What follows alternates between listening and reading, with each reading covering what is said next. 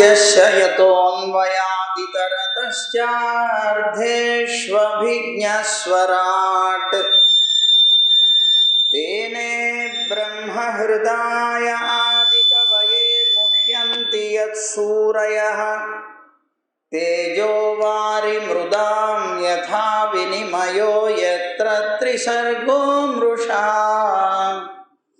धाम्ना स्वेन सदा निरस्तकुहकं सत्यं परं धीमहि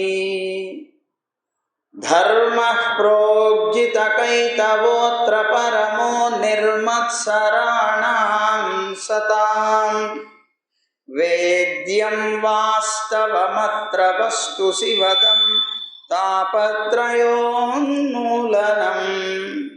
श्रीमद्भागवते महामुनिकृते किं वा परैरीश्वरः सद्यो हृद्यवरुध्यतेऽत्र कृतिभिः शुश्रूषुभिस्तक्षणात् नारायणं नमस्कृत्य नरं चैव नरोत्तमं देवीं सरस्वतीं व्यासं ततो जयमुदीरयेत्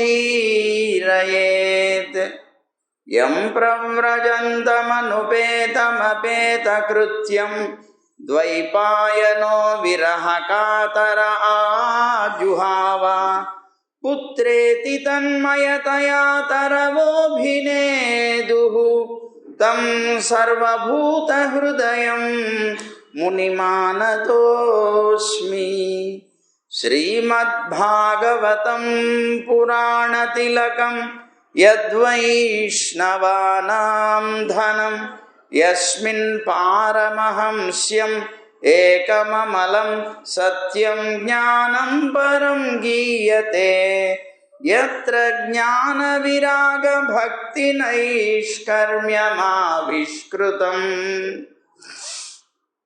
निगमकल्पतरोर्गलितं फलं शुकमुखादमृतद्रवसंयुतं पिबत भागवतं रसमालयं मुहुरहो रसिका भुवि भावुकाः ज्ञानानन्दमयं देवं निर्मलस्फटिकाकृतिम् आधारं सर्वविद्यानां हयग्रीवमुपास्महे श्रीरङ्गसिंहगिरिदेशिकपादसेवा प्राप्ताखिल द्रविडवेदरहस्यजातं श्रीगौतमान्वयजमाश्रितभागधेयं गोपालदेशिकमहं शरणं प्रपद्ये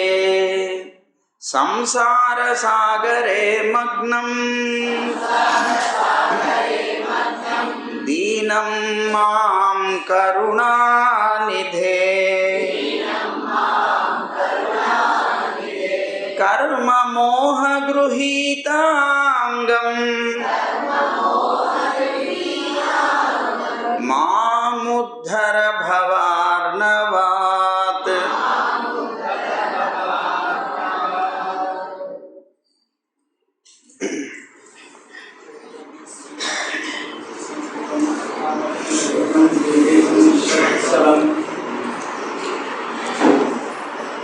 जय गोविंद।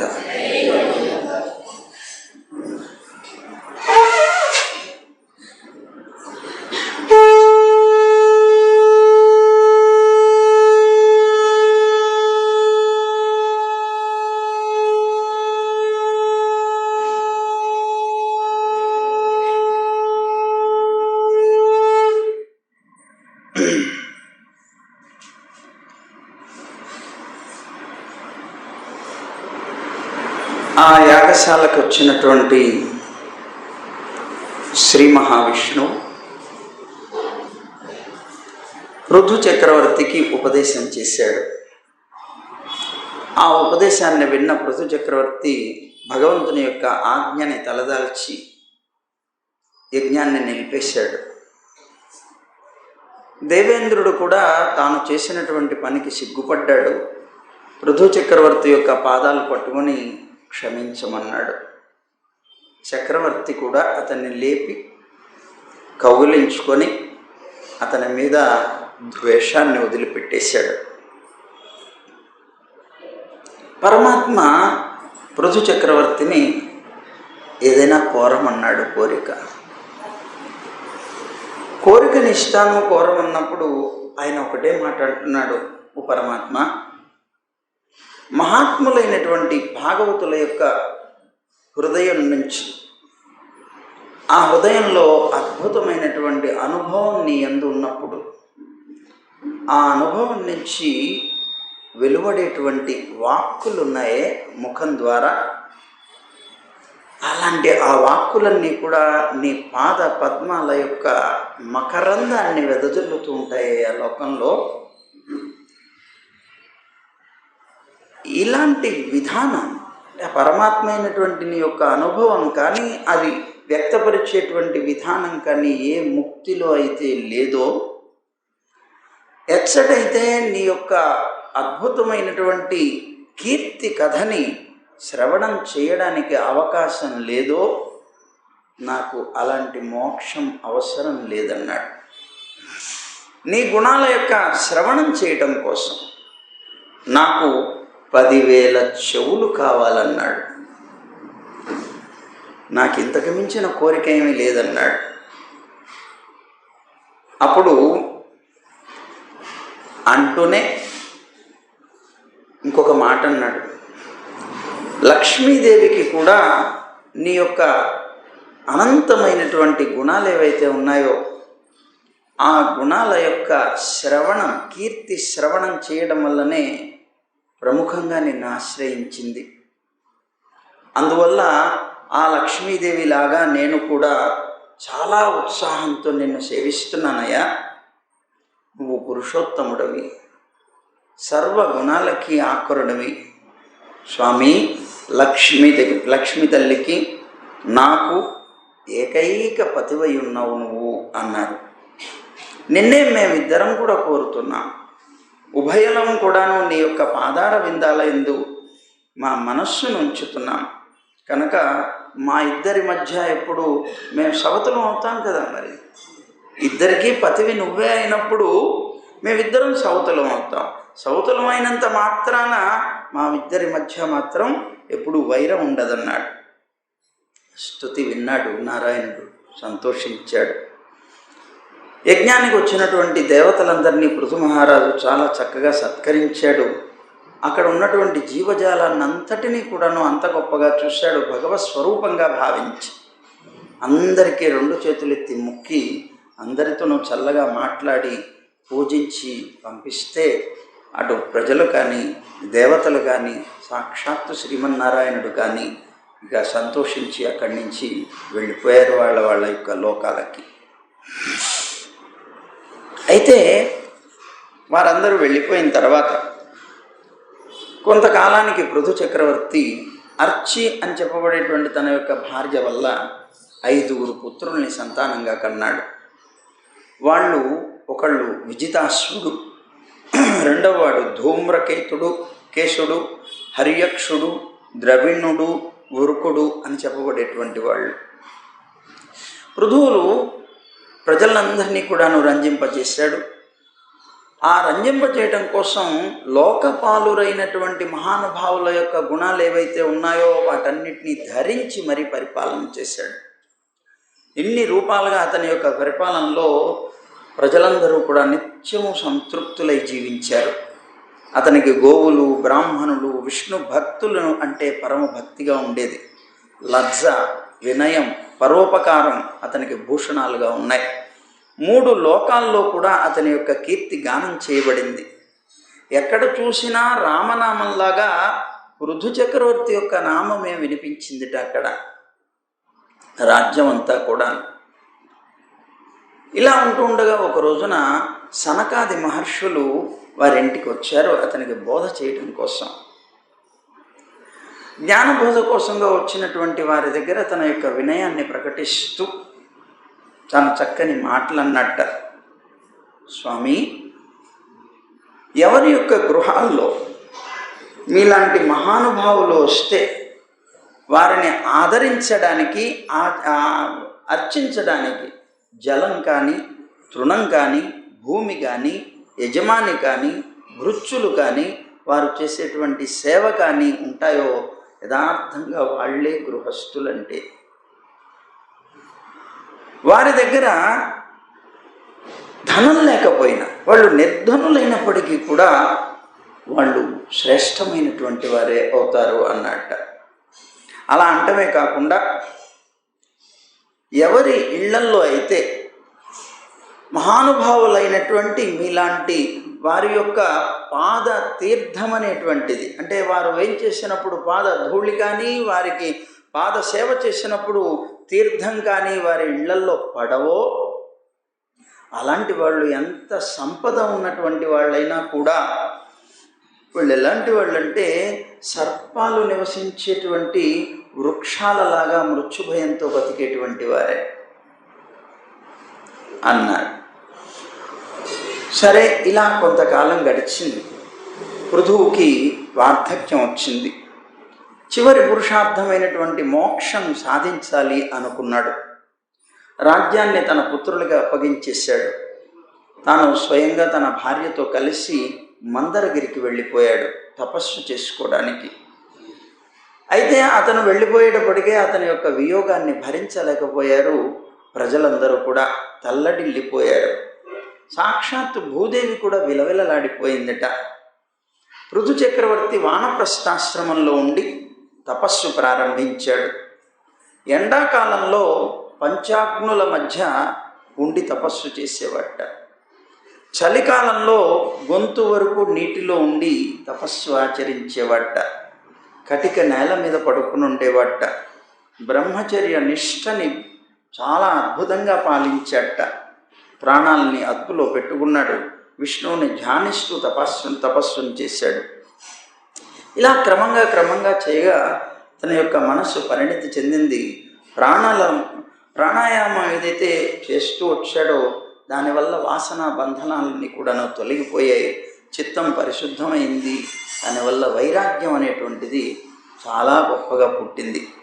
నిర్మలమైనటువంటి జ్ఞానం ప్రకాశించింది. ఆత్మతత్వం బాగా అవగతమైంది. ఇక అంత్యకాలం వచ్చేసింది. యోగంతో పరమాత్మని పొందాడు. సరే, తన ప్రియమైనటువంటి భర్త పరమపదించేటప్పటికీ అర్చికి లోకమంతా కూడాను అంధకార బంధురమైపోయింది. చాలా కాలం ఏడ్చింది పాపం. అలా ఏడ్చి చివరికి తను చేయవలసినటువంటి కర్తవ్యం ఏదైతే ఉందో భర్త పట్ల అవన్నీ నిర్వహించి స్నానం చేసింది. భర్తకి జలాంజలులు సమర్పించింది. ఆకాశంలో ఉండేటువంటి దేవతలందరినీ నమస్కరించింది. భర్త యొక్క చితికి 3 సార్లు ప్రదక్షిణం చేసి భర్త యొక్క పాదాలని స్మరిస్తూ ఆ చితాగ్నిలో ప్రవేశించింది. అగ్నిలో కలిసి భస్మం అయిపోయింది.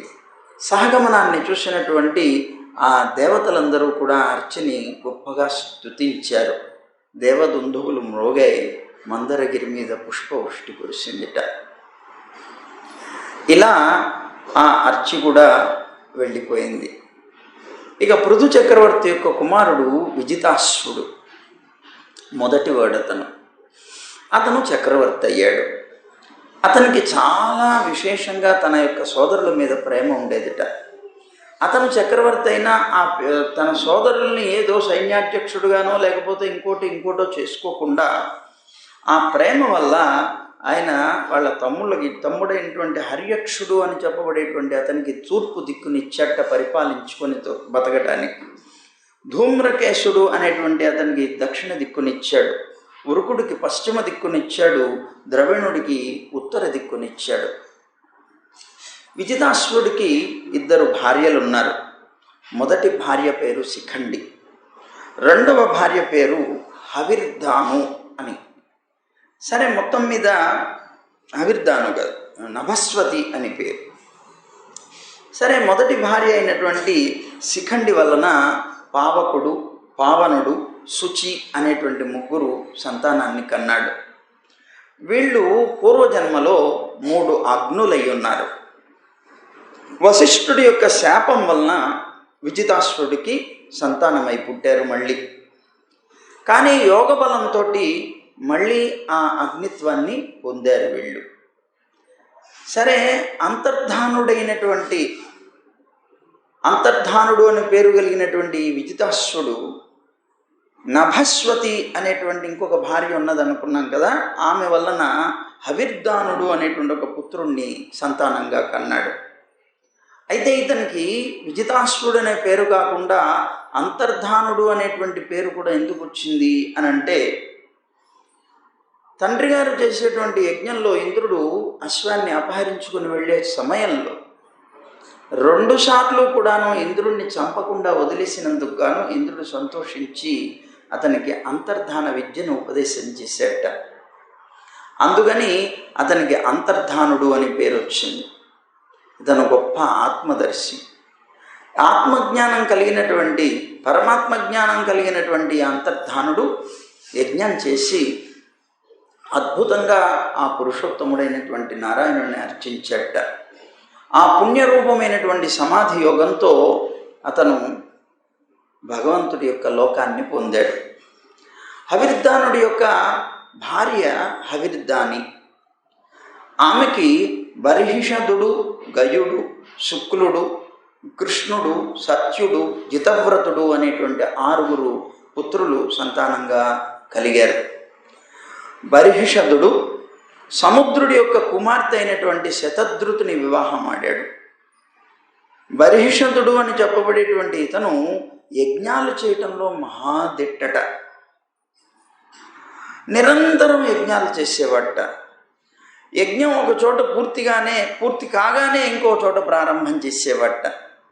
అతను భూలోకం అంతటా కూడాను ప్రాచీనాగ్రాలుగా ఉండేటువంటి దర్భల్ని పరిచాట. అంటే మరి యజ్ఞం అక్కడ అయిపోగానే ఇక్కడ అంటే ప్రాచీనాగ్రంతో ఉండేటువంటి దర్భల్ని పరిస్తేనే దాని మీద కూర్చొని దాన్ని చేయాలి. ఇలా భూమంతా కూడాను ప్రాచీనాగ్రాలతో ఉండేటువంటి దర్భల్ని పరిచినటువంటి వాడు అవ్వడం వల్ల ఇతనికి ప్రాచీన బర్హి అని పేరు వచ్చిందట. ఈ ప్రాచీన బర్హి అనేటువంటి ఇతనికి శతధృతి అని చెప్పబడేటువంటి ఆమె వలన 10 మంది సంతానం కలిగారు. వాళ్ళందరూ కూడా ధర్మపరాయణులయ్యారు, సదాచారులయ్యారు, తమ పేర్లకి తగినట్లుగా ఆచారాలు కలిగినటువంటి వాళ్ళు అయ్యారు. అయితే వాళ్ళందరికీ కూడా ప్రచేతసులు అని ఒక పేరు వచ్చిందిట. పేరు ప్రసిద్ధికెక్కింది. ఆ ప్రచేతసులు ఒకసారి తండ్రి గారు చేత ఆజ్ఞాపింపబడ్డారు. ఆయన మీరందరూ కూడా ప్రజా సృష్టి చేయాలి అని సంకల్పించి తపస్సు చేయండి అన్నాడు.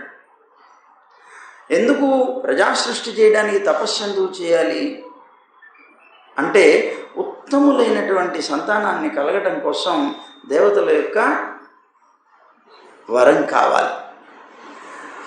మామూలు ఇవాళ ఉండేటువంటి ఏ విధమైనటువంటి సత్తా లేనటువంటి, ఏ విధమైనటువంటి జ్ఞానం లేనటువంటి సంతానాలు బోల్డ్ మందిని కంటారు లోకంలో, నిష్ప్రయోజనం. కానీ ఉత్తమోత్తములైనటువంటి సంతానాన్ని కంటే లోకాలన్నింటినీ కూడాను జయించి జీవించగలిగేటువంటి ఒక స్థితి ఉంటుంది. ధర్మాన్ని చక్కగా పరిపాలించగలిగేటువంటి ధర్మాత్ముడైనటువంటి సంతానం కలుగుతుంది. అందుకని తండ్రి గారు పిలిచి మీరు వెళ్ళి తపస్సు చేయండి అని అన్నాడు. అయితే ఆ తపస్సు చేయాలనేటువంటి కోరికతోటి ప్రచేతసులు 10 మంది కూడా బయలుదేరారు. సుమారు 10,000 సంవత్సరాలు తపస్సు చేశారు వీళ్ళందరూ సముద్రంలోకి ప్రవేశించి. అలా ప్రవేశించి తపస్సు చేస్తూ సాక్షాత్తు శ్రీమన్నారాయణుణ్ణి చాలా గొప్పగా అర్చించారు. అయితే వీళ్ళు తపస్సు చేద్దామని బయలుదేరి వెళుతూ ఉన్నప్పుడు మార్గమధ్యంలో శివుడు వచ్చి ప్రత్యక్షమయ్యాడు. శివుడు ప్రత్యక్షమయ్యి వాళ్ళకి ఉపదేశం చేశాడు భగవత్తత్వాన్ని. అయితే ఆయన అంటారు, శివుడు అంటాడు కదా, స్వధర్మనిష్ఠుడైనటువంటి మానవుడు అంటే చక్కగా తన యొక్క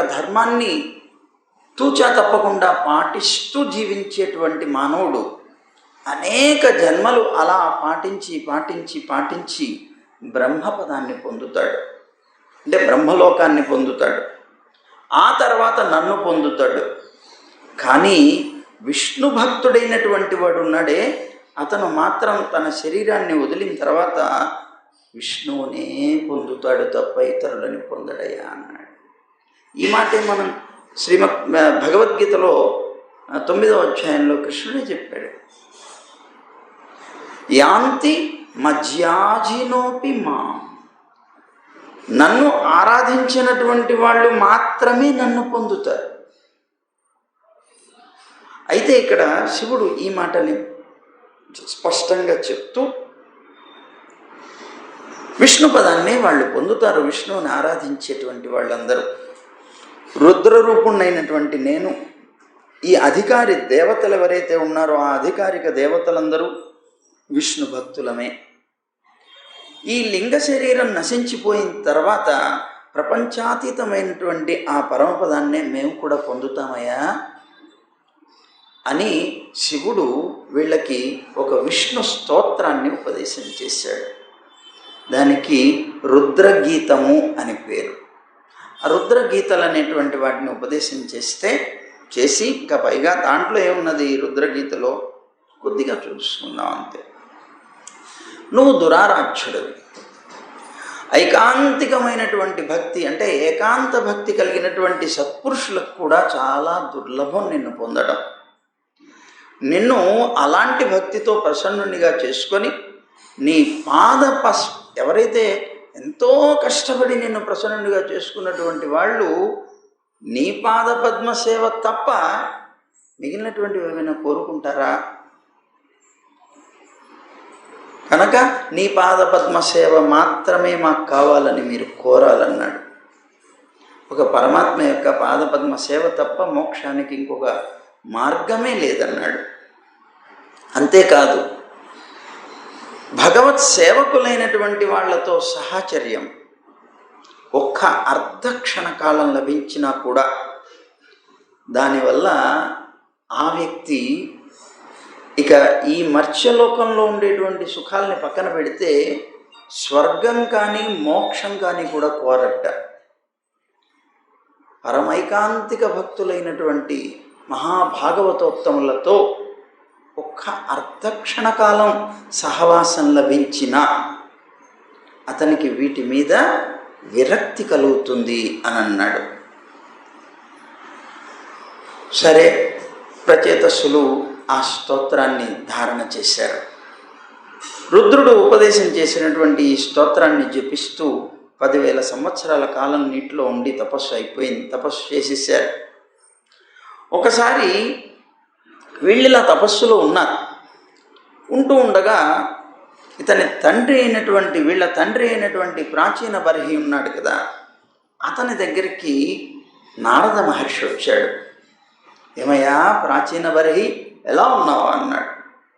అంటే నేను యజ్ఞయాగాది క్రతువుల్ని ఎన్నో ఆచరించాను, దానివల్ల దుఃఖం నశించిపోయి పరమానందంతో బతుకుతున్నానన్నాడు. నవ్వాడు నారదుడు. పరమానందంతో బతుకుతున్నావా నువ్వు అన్నాడు. నువ్వు చేసినటువంటి యజ్ఞాల్లో 1000 కొలది పశువుల్ని సంహరించావు. నువ్వేమనుకుంటున్నావు? ఆ సంహరింపబడినటువంటి పశువులన్నీ కూడా నీ యాతనా శరీరాన్ని వాటి యొక్క ఇనప కొమ్ములతో పొడిచి నాశనం చేయాలని ప్రయత్నం చేస్తున్నాయి, వాటి కోసం ఎదురు చూస్తున్నాయి అన్నాడు. ప్రాణులన్నీ కూడా ఆత్మ సమానులే, గుర్తుపెట్టుకో. నువ్వు యజ్ఞం అయితే చేసావు, కానీ జీవుల్ని హింసించావు. ఆ పశువుల్ని చంపావు, నిజమే, యజ్ఞానికి ఒక నియమమే. కానీ ఎన్ని యజ్ఞాలు చేసావు, ఎన్ని పశువుల్ని చంపావు అని అంటూ నీకు ఆ పాపం ఏమీ పోలేదు. ఈ పాపం అనేటువంటిది ఎదురుగా ఉండి ఉన్నటువంటి జంతువులన్నీ కూడా నిన్ను సంహరించడానికి, నిన్ను నాశనం చేయడానికి, నీకు కష్టాన్ని కలిగించడానికి ఎదురు చూస్తుంటే నీకు మహదానందం ఎక్కడి నుంచి వచ్చిందయ్యా అన్నాడు. అందువల్ల లోకంలో యజ్ఞం కోసం ఒక ప్రాణిని హింసించాలి, అందువల్ల ఆ ప్రాణి చాలా దుఃఖపడుతుంది. ఆ దుఃఖం హింసించినటువంటి వాడిని ఇహలోకంలోనూ పరలోకంలో కూడా పట్టుకుంటుంది. అందువల్ల ఆ దుఃఖాల నుంచి విముక్తి కలిగి నువ్వు పరమానందాన్ని పొందటం అసాధ్యం అని నారదుడు అనగానే ఇతని కొద్దిగా జ్ఞానం కలిగింది. వెంటనే అడిగాడు, అయితే మరి నేను విముక్తి పొందాలంటే ఏదైనా ఉపాయం ఉంటే చెప్పబోయా? నేనేదో యజ్ఞాలు చేసేసాను కదా, చాలా ఘనంగా సుఖంగా బతుకుతున్నాను అనుకుంటున్నాను అన్నాడు. అంటే నారదుడు అప్పుడు పురంజనోపాఖ్యానం అనేటువంటి ఒక ఉపాఖ్యానాన్ని అతనికి ఉపదేశం చేస్తాడు. ఆ ఉపాఖ్యానాన్ని ఉపదేశం చేసే ముందుగా కర్మల వల్ల దుఃఖం అనేటువంటిదే లభిస్తుంది, ప్రయోజనం లేదు అని బోధించి ప్రాచీన బర్హికి ఇంకా అనేకమైనటువంటి ఉపదేశాలు చేస్తున్నాడు. భగవంతుని యొక్క గుణాలు ఎక్కడైతే ఉంటాయో, ఆ గుణాలను కీర్తించేటువంటి మహానుభావులు ఎక్కడైతే ఉంటాయో, ఆ భక్తుల యొక్క సమావేశం దగ్గర పరమాత్మ కూడా వచ్చి సమావేశం అవుతాడయ్యా. శ్రీహరి కథామృతం ఎక్కడైతే వినిపిస్తుందో అక్కడ ఆ భక్తుల యొక్క హృదయాలన్నీ ఉప్పొంగి ప్రవహిస్తాయి అన్నాడు.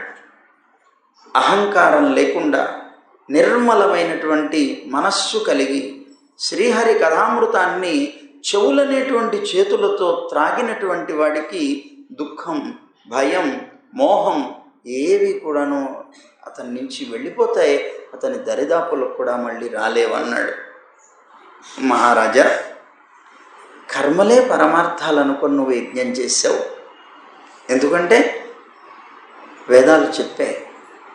లోకంలో కొంతమంది ఇలాగే ప్రచారం చేశారు, కర్మల వల్లనే నీకు పరమార్థం ఉన్నది అని. ఆ వేదంలో చెప్పబడినటువంటి యజ్ఞ యాగాది క్రియలు చేసి స్వర్గాదులు లభించడమే సుఖమని బోధ చేశారు. అంతా భ్రమ, అజ్ఞానం అన్నాడు. మలినమైనటువంటి బుద్ధులు, ఆ బుద్ధి కలిగినటువంటి వారు వేదాలు సహితం కర్మపరంగానే వ్యాఖ్యానం చేస్తున్నాయి అన్నారు. అలాంటి వాళ్ళకి వేదాల యొక్క యథార్థమైనటువంటి అర్థం తెలియదు అన్నాడు. అసలు యథార్థంగా వైకుంఠమే పొందవలసినటువంటి లోకం, ఇంకొక లోకమే లేదు అన్నాడు. అని చెప్తూ తత్కర్మ హరితోషం అన్నాడు. యత్సా విద్య తన్మతిర్యయ అన్నాడు. హరిర్ దేహభృతాం ఆత్మ స్వయం ప్రకృతిరీశ్వర తత్పాదమూలం శరణయతః క్షేమో నృణామిహ అన్నాడు. ఏమిటి దీని అర్థం? తత్కర్మ హరితోషం, శ్రీహరి అయినటువంటి నారాయణుడికి సంతోషాన్ని కలిగించేదే కర్మ. ఆయనకి సంతోషాన్ని కలిగించేటువంటిదే నిజమైనటువంటి కర్మ, మిగిలినవన్నీ కూడాను అకర్మలే. అతని మీద మనస్సు లగ్నం చేసేదే, చేయడానికి ఉపయోగపడేదే విద్య. అదే మనకి శాస్త్రం, ఉపనిషత్తులు చెప్తాయి. యా విద్య సా విముక్తయే, సా విద్య యా విముక్తయే. ఏదైతే నీకు విముక్తిని కలిగించగలుగుతుందో అదే విద్య. అంతకన్నా గొప్ప విద్య లోకంలో ఇంకొకటి ఏదీ కూడా లేదు. కనుక యత్సా విద్య తన్మతిర్యయ అని చెప్పాడు. అని చెప్తూ అతడే దేహదారులకి ఆత్మ, ఆ పరమాత్మే ప్రకృతి కూడా అయి ఉన్నాడు. అతన్నే మనం అంతా భగవంతుడని కీర్తిస్తున్నామయ్యా. అతని యొక్క పాదాలని శరణజొచ్చినటువంటి వాడికి క్షేమమే క్షేమం అన్నాడు. ఇతను అడిగాడు కదా, నా విముక్తికి మరి ఏదైనా ఉపాయం చెప్పమన్నాడు. నువ్వు అనుకున్నట్లు యజ్ఞం కర్మ, ఆ యజ్ఞ కర్మ నువ్వు చంపినటువంటి ఆ జంతువుల వల్ల దూషితమైంది. యథార్థంగా విముక్తిని కలిగించగలిగేటువంటి కర్మ పరమాత్మని శరణాగతి చేయటం తప్ప ఇంకొకటి ఏది కూడా లేదు. ఆ భగవంతుడికి సంతోషాన్ని, నారాయణుడికి సంతోషాన్ని కలిగించగలిగేటువంటిదే కర్మ, ఆయన్ని పొందింప చేసేటువంటిదే విద్య. అన్నాడు. నారదుడి యొక్క ఉపదేశాన్ని విన్నాడు ప్రాచీన బర్హి. తన యొక్క రాజ్య భారాన్నంతటినీ తన యొక్క పుత్రుల మీదకి పెట్టేసి ప్రజా సృష్టి చేయమని కుమారులకి ఆజ్ఞ ఇచ్చి కపిలుడి యొక్క ఆశ్రమానికి వెళ్ళిపోయాడు. కపిల మహర్షి ఆశ్రమానికి చేరి అక్కడ విషయ వాసనలన్నింటినీ కూడా వదిలిపెట్టేసి గోవిందుడి యొక్క పాదార విందాలని ఏకాగ్రమైనటువంటి చిత్తంతో మనస్సులో నిలుపుకొని భజించాడు. చిట్ట చివరికి అతను పరమాత్మని పొందాడు. ఇక ప్రాచేతస్సులు మరి ఇక్కడ తపస్సు చేయడానికి కూర్చొని ఉన్నారు నీటిలో. వాళ్ళు తపస్సు చాలా ఘోరమైనటువంటి రీతిలో చేశారు. నారాయణుడికి ఆనందాన్ని కలిగించారు. శ్రీమన్నారాయణుడు వారికి ప్రత్యక్షమయ్యాడు. వారి యొక్క మనఃక్లేశం అంతా కూడాను చల్లారిపోయింది. వారందరూ కూడా ఆ స్వామికి సాగిలపడి మొక్కారు, స్తుతించారు, వినయంతో చేతులు జోడించి నిలబడ్డారు. అప్పుడు స్వామి అన్నాడు, ప్రాచేతసులారా, మీరు 10 మంది అన్నదమ్ములు కూడా చాలా సౌహార్ద్రంతో ఒకే ధర్మాన్ని పాలిస్తున్నారు. మీ యొక్క సౌహార్ద్రం ఏదైతే ఉందో అది ఆదర్శప్రాయమైందయ్యా. మీరు ఏకాగ్ర చిత్తంతో రుద్రగీతల్ని నా గురించి స్తుతించారు.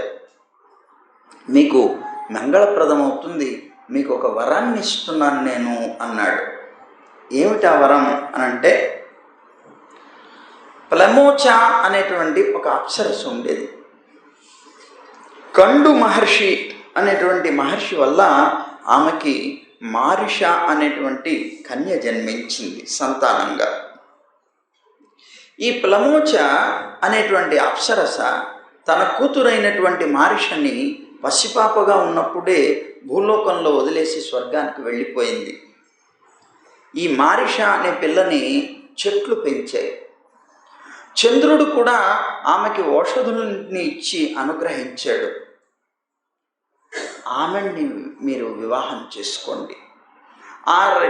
మారిష అనేటువంటి ఆమెని కనుక మీరు వివాహం చేసుకుంటే మీకు శుభం కలుగుతుంది. ఆమె వల్ల మీకు ఒక పుత్రుడు కలుగుతాడు. అతడు బ్రహ్మని కూడా మించిపోతాడు అన్నాడు. సరే, నా అనుగ్రహం వల్ల మీరు 1000 దివ్య వర్షాలు బలవంతులై 1000 విధాలైనటువంటి సౌఖ్యాలతో జీవితాన్ని గడుపుకోగలుగుతారు. చిట్ట చివరికి మీరు అనుభవించి ఈ భోగాలన్నీ తుచ్చాలు అని తెలుసుకొని నా మీద చలించనటువంటి భక్తి మీకు కలుగుతుంది. తర్వాత నా పదమైనటువంటి పరమపదాన్ని చేరుకుంటారు అని నారాయణుడు అంతర్ధానుడైపోయాడు. సరే, సముద్రంలో నుంచి బయటపడ్డారు ప్రచేతస్సులు వరాన్ని పొంది.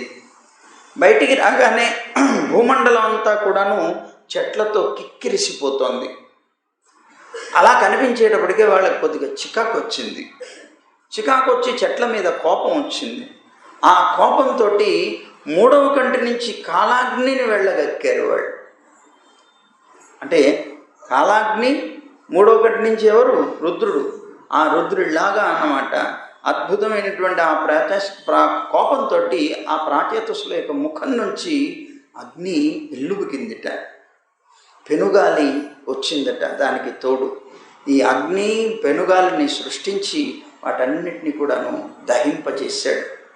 చెట్లన్నీ కూడా భస్మం అయిపోతున్నాయి. ఆ భూమి మీద ఉన్నటువంటి పరుచుకుని ఉన్నటువంటి చెట్లన్నీ భస్మం అయిపోతూ ఉంటే చతుర్ముఖ బ్రహ్మగారు పరిగెట్టుకుంటూ వచ్చారు. వచ్చి వాళ్ళని మాటలన్నీ అనేక రకాల మాటలతో వాళ్ళ యొక్క మనస్సుని చల్లార్చి ఓదార్చాడు. మిగిలినటువంటి చెట్లన్నీ కూడాను చాలా భయంతో వణికిపోయాయి. బ్రహ్మదేవుడి యొక్క ఆదేశం ప్రకారం వృక్షాలన్నీ కూడాను, అంటే ఇతను ఆదేశించాడు, నారాయణుడు వరం ఇచ్చాడు కదా, ఈ ప్లమోచ యొక్క పుత్రిక అయినటువంటి మారిష అనేటువంటిది వృక్షాల చేత పెంచబడుతోంది కనుక ఆ వృక్షాలని ఆదేశించాడు. మీ యొక్క పరిపాలనలో ఉన్నటువంటి రక్షణలో ఉన్నటువంటి మారిషను తెచ్చి వీళ్ళకిచ్చి వివాహం చేయమన్నాడు. అప్పుడు వృక్షాలన్నీ కూడాను ఆ మారిషను తెచ్చి ఈ ప్రాచేతస్సులకి ఒప్పగించాయి. ఇలా ఒప్పగించిన తర్వాత బ్రహ్మలోకానికి వెళ్ళిపోయాడు చతుర్ముఖ బ్రహ్మ. మారిషని వివాహం చేసుకున్నారు ఈ ప్రాచేతస్సులు. ఆ తర్వాత పరమాత్మ అనుగ్రహించినట్లుగా 1000 దివ్య వర్షాలు సుఖంగా కాలం గడిపారు. వారికి మారిష వలన ఒక పుత్రుడు జన్మించాడు. ఇతనెవరు అనంటే పూర్వజన్మలో శివుణ్ణి అవమానపరిచి శరీరాన్ని పోగొట్టుకున్నాడు. అతనికి మేకతల పెట్టారు. ఆ తర్వాత ఆ శరీరం కూడా పోయిన తర్వాత మళ్ళీ అతనే వచ్చి ఇక్కడ పుట్టాడు. వీళ్ళకి మారిషకి సంతానంగా పుట్టాడు. మారిష గర్భంలో ఎవరతను? దక్షుడు. అలా జన్మించాడు. కాలక్రమంలో పూర్వం ఉన్నటువంటి ఆ సర్గం అంతా కూడా నశించిపోయిన తర్వాత భగవంతుని యొక్క ఆదేశం ప్రకారం చాక్షుష మన్వంతరం వచ్చింది. ఆ చాక్షుష వస్తుంది. ఆ వచ్చేటువంటి చాక్షుష మన్వంతరంలో కొత్తగా ప్రజల్ని సృష్టించి రక్షించేటువంటి వాడు ఈ దక్షుడే అవుతాడు. కర్మ దక్షుడవుతాడు కనుక ఇతనికి దక్షుడు అనేటువంటి పేరు వస్తుందన్నారు. ఆ బ్రహ్మదేవుడు ప్రజాపతుల మీద అధిపతిగా ఇతన్ని నియమిస్తాడన్నారు. ఈ సృష్టి రక్షించేటువంటి భారం కూడా ఇతనికే అప్పగిస్తాడు అని పరీక్షణ్ మహారాజుకు సుఖమహర్షి చెప్తున్నారు. ఈ దక్షుడు సాక్షాత్తు మరీచి మొదలైనటువంటి ప్రజాపతులు ఎవరైతే ఉన్నారో వాళ్ళందరినీ కూడాను తమ యొక్క పనుల్లో నియోగించేటువంటి దక్షుడు అవుతాడన్నాడు. 1000 దివ్య వర్షాల తర్వాత, అంటే ఇలాంటి ఈ దక్షుడు పుట్టాడు. వీళ్ళకి 1000 దివ్య వర్షాలు కూడాను అయిపోయి భోగాలన్నీ అనుభవించేసిన తర్వాత వీళ్ళకి తత్వజ్ఞానం పుట్టింది ప్రాచేతసులకి. వారు మారిషని పోషించడానికి ఆ భారాన్నంతటినీ తమ కుమారుడైనటువంటి దక్షుడికి ఒప్పగించేసి సన్యాసులై ఇంటి నుంచి వెళ్ళిపోయారు. జాబాలి సిద్ధి పొందినటువంటి స్థానం ఉన్నది ఆ పశ్చిమ సముద్ర తీరానికి చేరిపోయారు. అక్కడ స్థిరాసనులై మనోవాక్కాయల్ని జయించి బ్రహ్మని దర్శనం చేశారు. అలాంటి సమయంలో నారద మహర్షి వాళ్ళ దగ్గరకు వచ్చాడు. వచ్చి ఆత్మజ్ఞానాన్ని బోధించాడు వాళ్ళకి. నారదుడు అన్నాడు కదా, ఏ జన్మ చేత, అంటే మనం ఏ జన్మలో అయితే ఒక మనిషిగా పుట్టినప్పుడు లేదా ఒక జంతువుగా పుట్టినప్పుడు ఏ జన్మలో అయినా సరే విశ్వానికి ఆత్మస్వరూపంగా ఉన్నటువంటి వాడు ఈశ్వరుడు అయినటువంటి నారాయణుడు ఆ జన్మలో సేవింపబడతాడో మన చేత, ఆ మానవుల యొక్క ఆ జన్మ కానీ, ఆ కర్మలు కానీ, ఆ ఆయువు కానీ, ఆ మనస్సు కానీ, ఆ వాక్కు కానీ ఇవన్నీ సఫలమవుతాయి అన్నాడు. ఏ జన్మలో అయితే నారాయణుణ్ణి ఈ జీవుడు ఆశ్రయిస్తాడో, ఆరాధిస్తాడో అతనికి సర్వ విధాలుగా శుభం ఉంటుంది, ఆ జన్మ అతనికి సఫలమవుతుంది అన్నాడు. మానవుడికి 3 జన్మలు ఉన్నాయి. ఏ జన్మలో అని అంటున్నారు, ఇతనికి 3 జన్మలు ఉన్నాయట. ఏమిటి ఆ 3 జన్మలు అంటే, పరిశుద్ధులైనటువంటి తల్లిదండ్రుల వల్ల కలిగేటువంటి మొట్టమొదటి జన్మ శౌక్ర జన్మ అంటారు. ఆ శౌక్ర జన్మ తర్వాత ఉపనయనం ద్వారా కలిగినటువంటి జన్మ సావిత్ర జన్మ అంటారు. నారాయణుని ఆరాధించడం కోసం ఆయన్ని శరణాగతి చేస్తూ ఒక యజ్ఞ దీక్ష ద్వారా లేదా యాజ్ఞికం లేదా దీక్ష తీసుకునేటువంటి, అంటే మన దాంట్లో సమాశ్రయణం అంటున్నాం, ఆ దీక్ష తీసుకునేటువంటి జన్మ ఇది 3వది. ఆచార్యుని ద్వారా నారాయణుని శరణాగతి చేస్తూ తీసుకునేటువంటి దీక్షా జన్మ. 3 జన్మలు, 1 శౌక్ర జన్మ, 2 సావిత్ర జన్మ, 3 దీక్షా జన్మ, దైక్ష జన్మ అంటారు దాన్ని. కనుక శ్రీహరి యొక్క సేవ లేనిదే ఈ 3 జన్మల యొక్క ప్రయోజనం నిష్ఫలమవుతుంది. హరి సేవ చేత కాకుండా వేదం చేత ప్రతిపాదింపబడేటువంటి కర్మల వల్ల కానీ, దేవతల్లాంటి దీర్ఘాయుష్ వల్ల కానీ ఈ మానవుడికి ఏ ప్రయోజనం లేదు. ఒక్క నారాయణుని సేవించడం వల్లనే ప్రయోజనమయ్యా అని వాళ్ళకు ఉపదేశం చేస్తూ నారాయణుడి యొక్క సేవ వల్ల కాకుండా వేదాంతాన్ని ఎంత గొప్పగా శ్రవణం చేసినా, గొప్ప తపస్సులు చేసినా, లేదా శాస్త్రాల యొక్క వ్యాఖ్యానాదుల ద్వారా వాగ్విలాసాలు చేయగలిగిన, నానా విధమైనటువంటి శాస్త్రార్థాల్ని అభ్యసించిన, వాటన్నిటినీ జ్ఞాపకం ఉంచుకునే శక్తి పొందిన, నిపుణమైనటువంటి సూక్ష్మమైనటువంటి బుద్ధి పొందిన, బలం, ఇంద్రియ పటుత్వం, ఇలాంటి వాటన్నిటి వల్ల ఏ ఫలము ఉండదు. నారాయణుని సేవ లేకపోతే ఇవన్నీ వ్యర్థమే. ఎంత గొప్పవాడైనా ఇవన్నీ వృథాయే అన్నాడు. ఎందుకంటే ఒక వృక్షం ఉన్నది. ఆ వృక్షం చక్కగా పువ్వులతోనూ కాయలతోనూ నిండి కళకళలాడాలి అంటే మనం ఏం చేయాలి? నీరు పోయాలి. ఎక్కడ పోయాలి? చెట్టు మొదల్లో పోయాలి. పువ్వులు వచ్చేది రెమ్మలు కదా, కాయలు వచ్చేది రెమ్మలకు కదా. ఆ పువ్వులు వచ్చే స్థానంలోనో ఆ కాయలు వచ్చే స్థానంలోనో మనం పోస్తే చెట్టు ఎదుగుతుందా? ఎదగదు కదా అంటున్నారు. వృక్షం మూలంలో బాగా నీటితో తడిపితేనే దాని యొక్క స్కందాలకి, అంటే శాఖలకి, ఉపశాఖలకి, పత్రాలు, పుష్పాలు మొదలైనటువంటి అన్నీ కూడా తృప్తి పొందుతాయి. కానీ ప్రాణులకి, ఇప్పుడు మన శరీరం ఉన్నది, లోపల ఉండేటువంటి ప్రాణాలకి మనం ఆహారాన్ని ఇవ్వాలి. ఆహారం పొందినటువంటి ప్రాణాల వల్ల శరీరం పుష్టిగా ఉంటుంది. కనుక నా చెయ్యి బాగా లావుగా ఉండాలి అని చేతికి ఆహారం ఇస్తానంటే చెయ్యి ఉంటుంది. అలాగే మూలానికి మనం ఇవ్వాలయ్యా ఆహారాన్ని. ఈ దేవతలందరికీ, జగత్ అంతటికీ మూలమైనటువంటి వాడు పరమాత్మ కనుక ఆయన్ని మనం పూజిస్తే సకల జగత్తుని నువ్వు ఆరాధించినటువంటి ఫలితం కలుగుతుందన్నాడు. అందువల్ల శ్రీమన్నారాయణుని సేవించండి. ఆయన ఒక్కడే సృష్టికర్త, సృష్టి స్థితి లయాలకి కారణమైనటువంటి వాడు. అతను తప్ప మరి ఇంకొకటి ఏదీ కూడా లేదు. అతన్ని ఆశ్రయించి అతన్ని ఆరాధించడం అనేటువంటిది చెట్టు మొదట్లో నీళ్లు పోయటం లాంటిది. ఆ చెట్టు మొదల్లో నీరు పోసినప్పుడు చెట్టు అన్నిటికీ కూడా అందిస్తుంది ఆ జలాన్ని. అన్నీ తృప్తిగా బతుకుతాయి. ఒక కొమ్మ మీద పోస్తే మూలం చనిపోతుంది. మూలమే పోతే నీకు కొమ్మ ఉండదు, కాయ ఉండదు, ఫలం ఉండదు. కనుక మూలమైనటువంటి నారాయణుని ఆరాధించు అని అతనికి ఉపదేశం చేశాడు. లోక మాలిన్యాన్నంతటిని కూడా నాశనం చేసేటువంటి ఆ భగవంతుని యొక్క యశస్సు ఆ నారదుడి యొక్క ముఖం ద్వారా విన్నారు ప్రాచేతస్సులు. శ్రీహరి యొక్క పాదపద్మాలని ధ్యానిస్తూ చివరికి వారి యొక్క ప్రాణాలని వదిలేసి పరమాత్మని పొందారు. అయితే మనం పురంజనోపాఖ్యానం చెప్పుకోవాలి. పురంజనోపాఖ్యానం చెప్పుకోవడానికి సమయం చూద్దాం. పురంజనోపాఖ్యానం చెప్పుకుందాం. అంతరార్థం రేపైనా చెప్పుకోవచ్చు, పర్వాలేదు. ఒకసారి ఇందాక చెప్పుకున్నాం, ప్రాచీన బర్హికి పురంజనోపాఖ్యానం వినిపించాడు.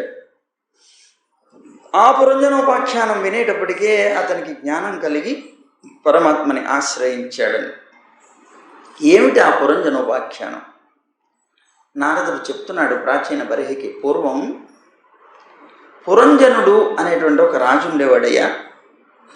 అతనికి అవిజ్ఞాతుడు అనేటువంటి ఒక స్నేహితుడున్నాడు. అతని చేష్టలు, ఆ అవిజ్ఞాతుడు అని చెప్పబడేటువంటి వాడికి ఆ పేరు ఎందుకు వచ్చింది అంటే అతని చేష్టలు ఎవ్వరికి కూడా అర్థం కావు, ఎవరు తెలుసుకోలేకపోయేవారు. ఆ పురంజనుడు విషయ భోగాలు అనుభవించాలి అని గొప్ప కాంక్షతో ఉండేవాడు. అపరిమితమైనటువంటి వాంఛ అతనికి. తాను నివసించదగినటువంటి పట్టణం, ఈ భోగవాంఛలన్నీ కూడాను పొందడానికి, ఆ భోగాలన్నీ కూడా అనుభవించడానికి వీలైనటువంటి పట్టణం ఏదా అని వెతుకుతూ బయలుదేరాడు అతను. లోకం అంతా తిరుగుతున్నాడు, భూమండలం అంతా తిరిగాడు, కొండలు కోనలు వెదికాడు. కానీ అతను నివసించదగినటువంటి పట్టణం ఏది కూడా లభించలేదు. అలసిపోయాడు, నిరుత్సాహపడ్డాడు. అలాగే తిరుగుతూ తిరుగుతూ అతనికి నచ్చేటువంటి పట్టణం కోసం వెతుకుతున్నాడు. చివరికి ఒక పట్టణం కనిపించింది. అది కూడా హిమాలయానికి దక్షిణ సానువుల వైపు ఉన్నది. కర్మక్షేత్రమైనటువంటి భారత భూమి అన్నమాట అది. అందులో లభించింది. చాలా సుందరమైనటువంటి పట్టణం, అద్భుతమైనటువంటి పట్టణం. దానికి 9 ద్వారాలు ఉన్నాయి. పట్టణానికి చుట్టూ ఎత్తైనటువంటి ప్రాకారం ఉన్నది. లోతైనటువంటి అగడ్తలు ఉన్నాయి, గవాక్షాలు ఉన్నాయి, బయట ద్వారాలు ఉన్నాయి, చక్కని ఉపవనాలు ఉన్నాయి, విశాలమైనటువంటి వీధులు ఉన్నాయి, ఉన్నతమైనటువంటి సౌధాలు ఉన్నాయి. ఎంతో రమ్యంగా అందంగా ఉన్నది. ఆ నగరానికి బయట ఒక అందమైనటువంటి ఉద్యానవనం కూడా ఉంది. ఆ తోట మధ్యలో ఒక అద్భుతమైనటువంటి సరస్సు ఉన్నది. అక్కడ వివిధ రకాలైనటువంటి పక్షి జాతులు ఆ వనం యొక్క శోభనంతటిని కూడా చాలా చక్కగా పెంచుతున్నాయి. ఆ వనంలో స్వేచ్ఛగా విహరిస్తున్నటువంటి ఒక అందగత్తెని పురంజనుడు చూశాడు. వెంటనే అతనికి ఆమె మీద ఒక మోహం కలిగింది. ఆమె ఎలా ఉన్నది? ఆవిడ తిరుగుతూ ఉన్నది. ఆవిడతో పాటు 10 మంది సేవకులు కూడా ఉన్నారు, అనుచరులు కూడా ఉన్నారు. ప్రతి అనుచరుడికి మళ్ళీ 100 మంది నాయికలు ఉన్నారు. 5 పడగల పాము ఆ నగరాన్ని రక్షిస్తుంది. ఆమె కామరూపిణి, మంచి వయస్సులో ఉంది, చక్కని అందం కలిగినటువంటిది. ఆమె కూడా తనకి భర్త కావాలని భర్త కోసం వెతుకుతున్నది. పురంజనుడు ఆమెని చూశాడు, ప్రేమించాడు. ఆమెడి దగ్గరికి వెళ్ళి, నువ్వెవరివి అని అడిగాడు. నీ తల్లిదండ్రులు ఎవరు అని అడిగాడు. నీ పేరేమిటి అన్నాడు. నీవు చాలా అందంగా ఉన్నావు, నా మీద దయతలిస్తే నన్ను వివాహం చేసుకో అని ప్రార్థించాడు. ఆ సుందరి అయినటువంటి ఆమె, ఆ కన్య పురంజనుడిని చూసింది. అతడు ఆమె మనస్సుకి అందంగా అనిపించాడు. ఆమె అతని యొక్క ప్రేమలో పడింది, కరిగిపోయింది. ఆయన్ని వివాహం చేసుకోవడానికి నిశ్చయించింది. నీలాంటి సుందర పురుషుడు వచ్చి కోరితే నేను కాదంటానా అన్నది. అడిగావు కనుక చెప్తున్నాను. నా తండ్రి ఎవరు అని అడిగావు, నీ పేరేమిటి అని అడిగావు, నీ ఊరేమిటి అని అడిగావు. నా తండ్రి నాకెవరో తెలియదు, నా పేరు కూడా నాకు తెలియదు. ఈ తక్కినటువంటి నా దగ్గర ఉన్నటువంటి వీళ్ళందరి గురించి అడిగావే, వీళ్ళ కులగోత్రాలు కూడా నేను ఎరగను. ఈ పట్టణం ఇంత అందంగా ఉంది, ఎవరిదన్నావు. ఈ పట్టణం ఎవరు నిర్మించారో కూడా నాకు తెలియదు. తర్వాత ఈ పట్టణం ఏమవుతుందో నాకు తెలియదు. ఇంతకు ముందు ఎలా ఉన్నదో తెలియదు, ఇప్పుడు ఎలా వచ్చిందో తెలియదు. వీళ్ళందరూ కూడా నా సహచరులు, స్త్రీలు, నా చెలికత్తెలు. ఈ పాము ఉన్నదే ఈ పట్టణానికి ప్రతిహారి, పట్టణాన్ని రక్షిస్తుంది. నేను నిద్రించేటప్పుడు ఈ పాము మేల్కొని ఉంటుంది అని చెప్పింది. నువ్వు ఈ పట్టణానికి రావడం ఓ పురుష నాకు చాలా అదృష్టం అన్నది. నువ్వు ఇంద్రియ సౌఖ్యాల్ని కోరుతున్నావు కదా, నా సఖులు ఉన్నారు ఈ 10 మంది, వీళ్ళ యొక్క సహాయాన్ని పొందు అన్నది. నా చెలికత్తెల సహాయంతో నేనేది నువ్వు కావాలనుకున్నా అది నెరవేర్చగలుగుతానన్నది. నువ్వు ఇచ్చినటువంటి ఈ సామాగ్రిని అంతటినీ స్వీకరించు. ఈ 9 ద్వారాల పట్టణంలో 100 ఏళ్ళు సుఖంగా జీవించు అన్నది. నిన్ను కాదని నేను ఎవరితో వివాహం చేసుకొని జీవించగలను? ఇతరులు ఎవరు కూడాను ఈ గృహస్థాశ్రమ ధర్మాన్ని ఎరిగిన వారు కాదు. పశువులు లాంటి వాళ్ళు లోక చింతన చేతనే కాలాన్ని గడుపుతారు.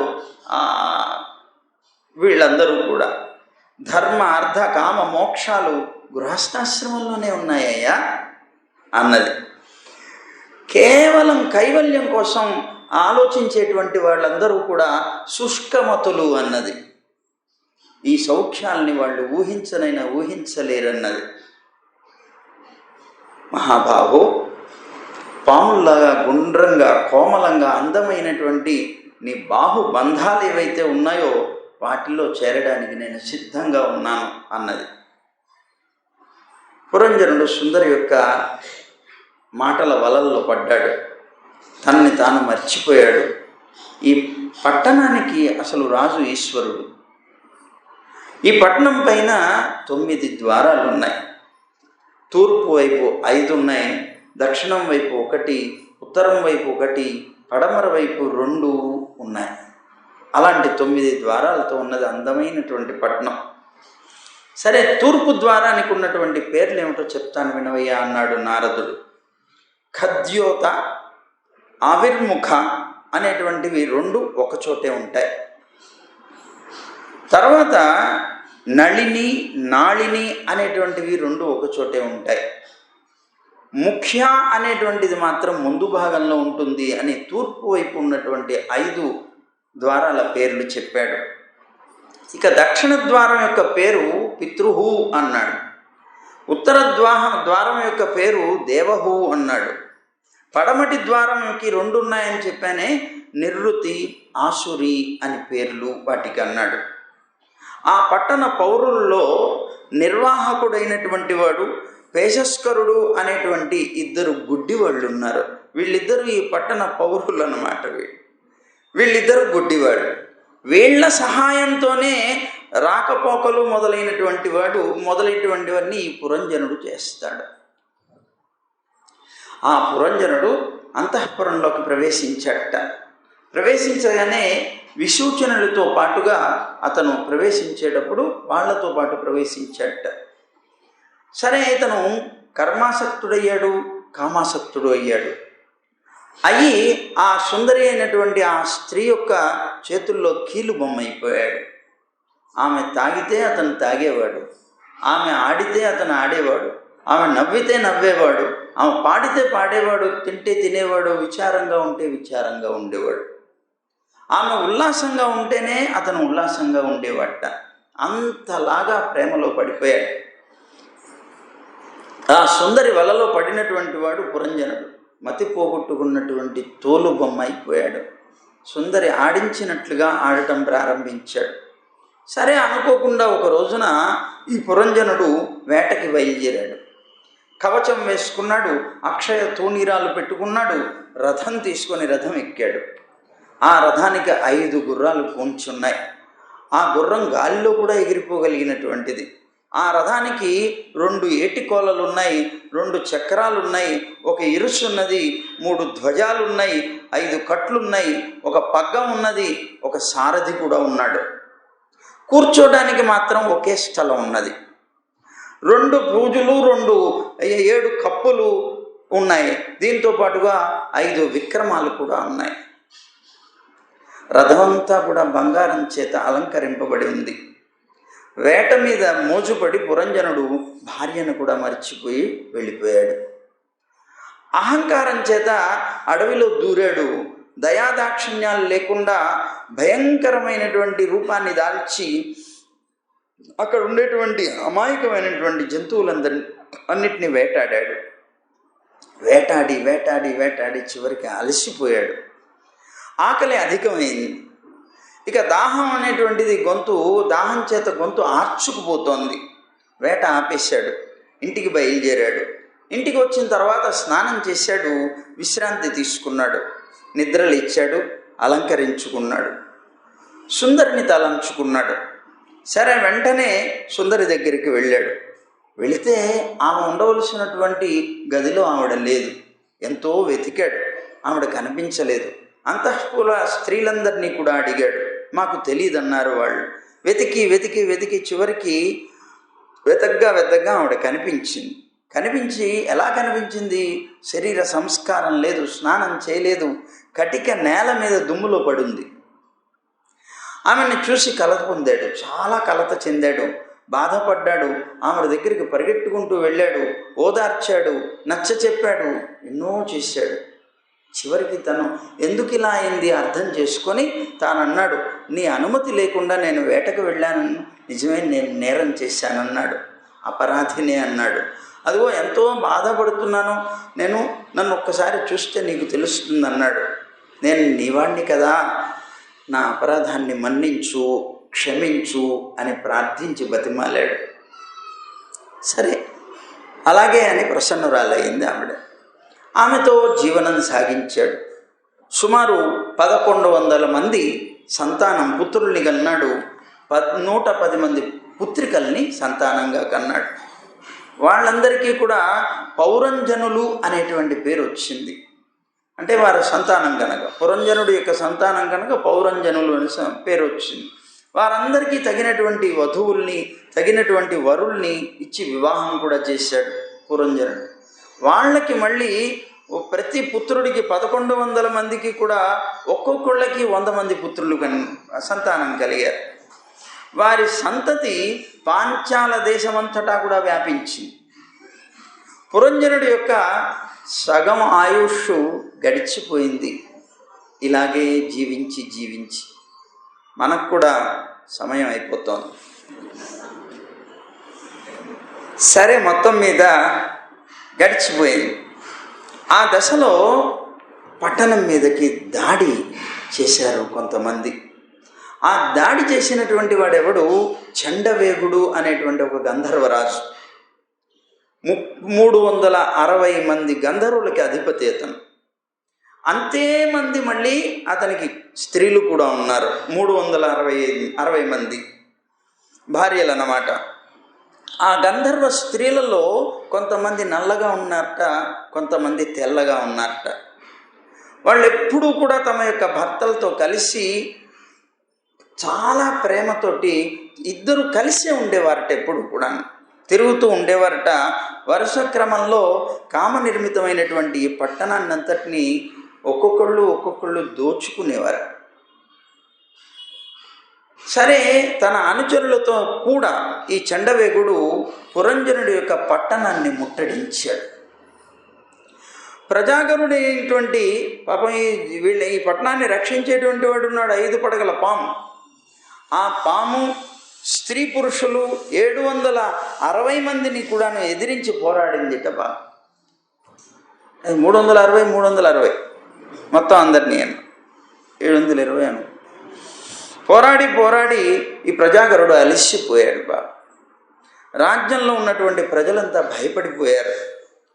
భార్య కౌగిలి తప్ప ఇతరమైనటువంటిది ఏమీ తెలియనటువంటి ఈ పురంజనుడు ఇలాంటి ఉపద్రవాన్ని గురించి కలలో కూడా తాను ఊహించలేదు.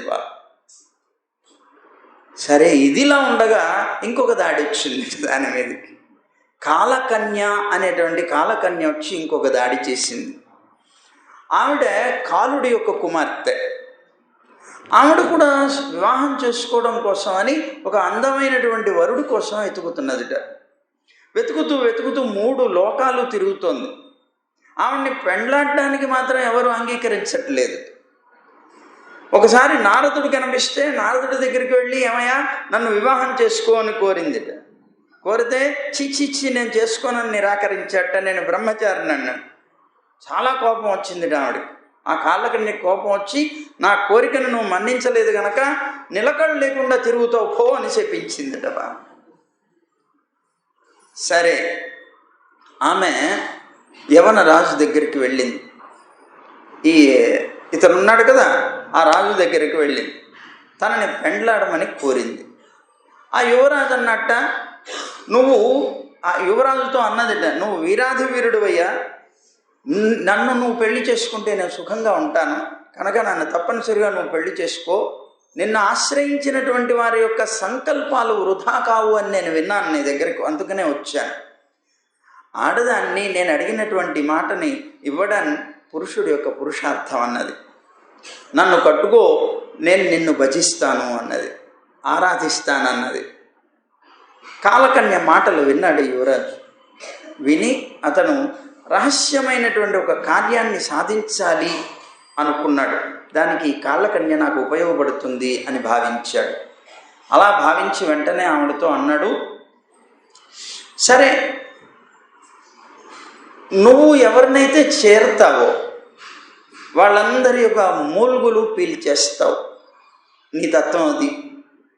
అందుకనే నేను వివాహం ఆడటానికి ప్రతివాడు భయపడతాడమ్మా, నేను కూడా అలాగే భయపడుతున్నాను. కనుక కర్మ వల్ల పుట్టినటువంటి లోకానికి కనిపించకుండా నువ్వు భోగించు అన్నాడు. కర్మ వల్ల పుట్టింది ఈ లోకం, వాళ్ళకి ఎవ్వరికి కనిపించకుండా, నీ రూపంతో నువ్వు కనిపిస్తే మాత్రం నిన్నెవ్వరు వివాహం చేసుకోరు, కనిపించకుండా నువ్వు భోగించు జగత్తునంతటిని అన్నాడు. నా సైన్య సహాయం నీకుంటుంది, నా సైన్య సహాయంతో ప్రజలందరినీ భోగించమన్నాడు. ఇప్పుడు నువ్వు నాకు సోదరి అయ్యావు అన్నాడు.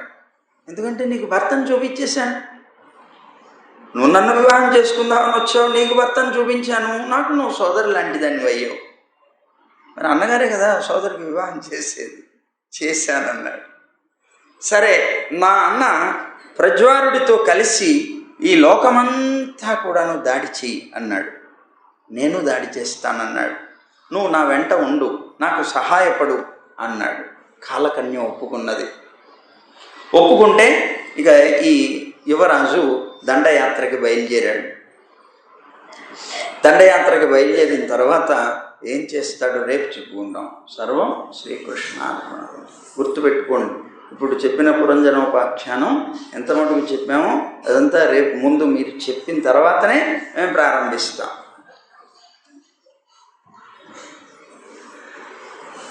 గోవింద జయ జయ గోపాల జయ జయ,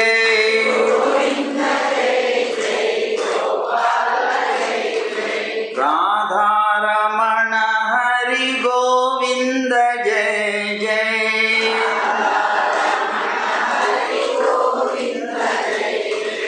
గోవింద జయ జయ గోపాల జయ జయ,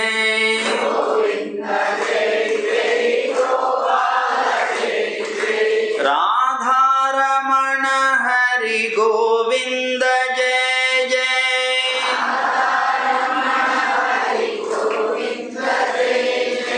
గోదారమణ హరి గోపాల జయ జయ,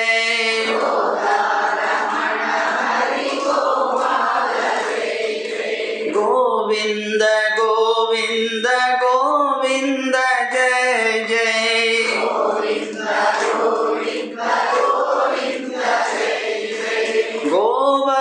గోవర్ధనోద్ధార గోవింద జయ జయ,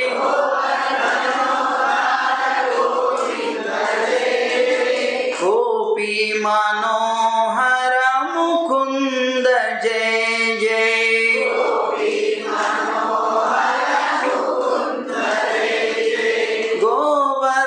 గోవర్ధనోద్ధార గోవింద జయ జయ,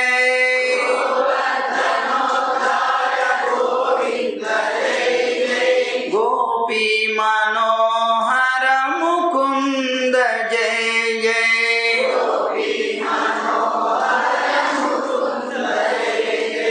గోవింద గోవింద గోవింద జయ జయ,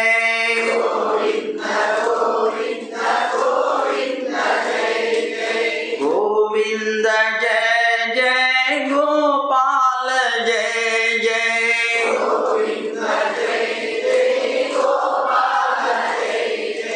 గోవింద జయ జయ గోపాల జయ జయ,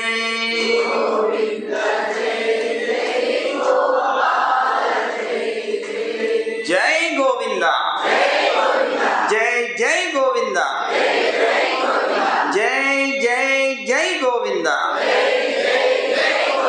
జై శ్రీమన్నారాయణ, జై జై శ్రీమన్నారాయణ, జై జై జై శ్రీమన్నారాయణ.